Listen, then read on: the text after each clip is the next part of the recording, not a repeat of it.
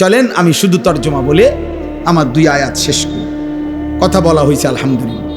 আমিনান নাসি মান ইয়াশতারি লাহওয়াল হাদিস, আল্লাহ বলে মানুষদের মধ্য থেকে যে সকল নাফরমান যাবতীয় অনর্থক, অসার, অবান্তর, অপ্রয়োজনীয়, গুনাহ মিশ্রিত কথাবার্তা সংগ্রহ করে, লিউদিল্লা আন সাবিলিল্লাহ, আল্লাহর পথ থেকে মানুষকে পথভ্রষ্ট করার জন্যে, বিগাইরি ইলমিন, মূর্খতাবশত, মনে মনে ভাবে জ্ঞানী, আসলে মূর্খ।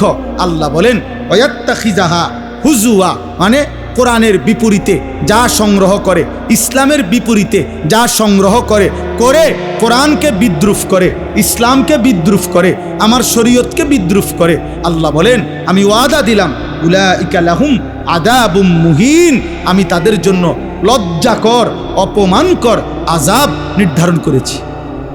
দোস্ত, এজন্য কোরআনে আছে আখিরাতে আল্লাহ মানুষকে শাস্তি দিবেন, শুধু শাস্তি নয়, প্রথমে অপমান করবেন, বেইজ্জতি করবেন, এরপরে শাস্তি দিবেন।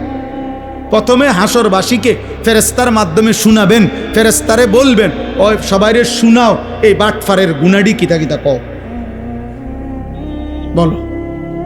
তো ফেরেশতারা বলবে সম্মানিত হাসরবাসীগণ আপনারা শুনেন, 1 নম্বরে উনি আছিলেন সিটার, 2 নম্বরে উনি সুদখোর, 3 নম্বরে ওজনে কম দিত। এরকম একটা পাপ, আমার হইলে আমার, আপনার হইলে আপনার। আল্লাহ আমারও মাফ করেন, আপনারও মাফ করেন।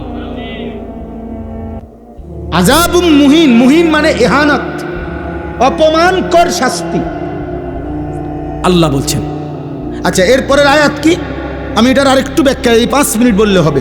ওয়া ইযা তুতলা আলাইহি আয়াতুনা, আল্লাহ বলেন, দেখেন আল্লাহ বলেন অপ্রয়োজনীয়, অসার, অবান্তর, গুনাহ মিশ্রিত কথাবার্তা যে সংগ্রহ করে, যে এর মধ্যে পড়ে থাকে, এর মধ্যে ব্যস্ত থাকে, খুদার কসম বাপ, প্রিয় ভাই, প্রিয় নওজওয়ান, শোনো তোমার মালিক কি বলে।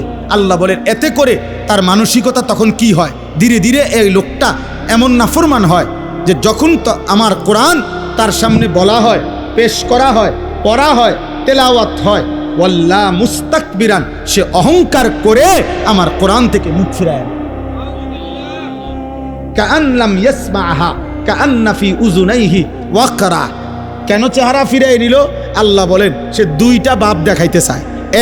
হয়তো একটা বাপ দেখাইছে এরকম যে শুনে নাই, যাতে হুজুরে বুঝে আরে উনি মনে শুনে নাই, ও আবার কোন লাগবে, একটা বাপ। আরেকটা হইল